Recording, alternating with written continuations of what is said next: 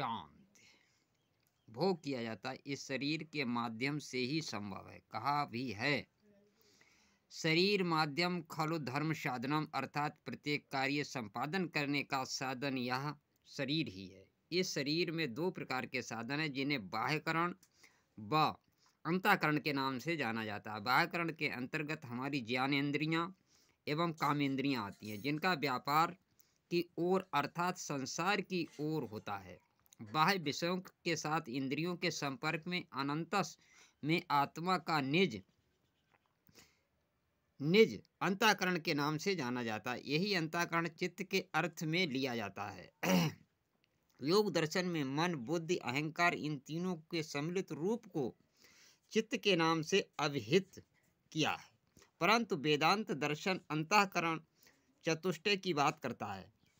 वह मन, बुद्धि, अहंकार और चित्त, इन चारों के सम्मिलित रूप को अंतःकरण का नाम देता है। योग दर्शन की भांति मन का कार्य संकल्प विकल्प करना, बुद्धि का कार्य निश्चय करना, अहंकार का कार्य सत्तात्मक भाव लाना व स्वतत्व परतत्व जोड़ना मानता है।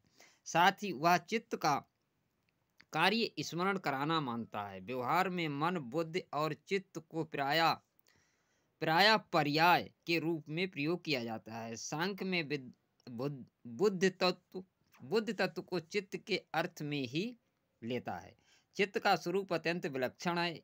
यद्यपि यह आत्मा से भिन्न तत्व है, फिर भी आत्मा से पृथक करके इसको देखना अत्यंत कठिन है। चित्त प्रकृति के सात्विक परिणाम हैं, अतः प्रकृति का कार्य है। प्रकृति त्रिगुणात्मक है, अतः चित्त भी त्रिगुणात्मक है। सत्व की प्रधानता होने के कारण यह प्रकृति का प्रथम परिणाम माना जाता है। सांख्य और योग के मत में चित्त चैतन्य पुरुष और आत्मा, यह सब पर्यायवाचक शब्द हैं। चित्त अपने आप में अपरिणामी, कूटस्थ और निष्क्रिय है।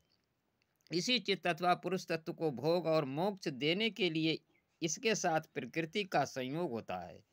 प्रकृति का प्रथम परिणाम रूप बुद्धि और चित्त तत्व की ओर भोग और मोक्ष रूप प्रयोजन की सिद्धि करता है। चित्त के संयोग से बुद्धि चित्त कहलाती है। चिदम युक्तम चित्तम, यही चित्त शब्द की व्युत्पत्ति है।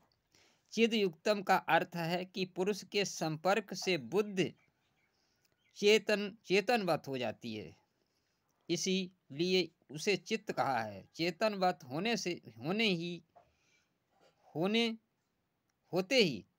चेतनवत होते ही चित्त में कार्य करने की क्षमता आ जाती है। चित्त के संपर्क से पुरुष में यह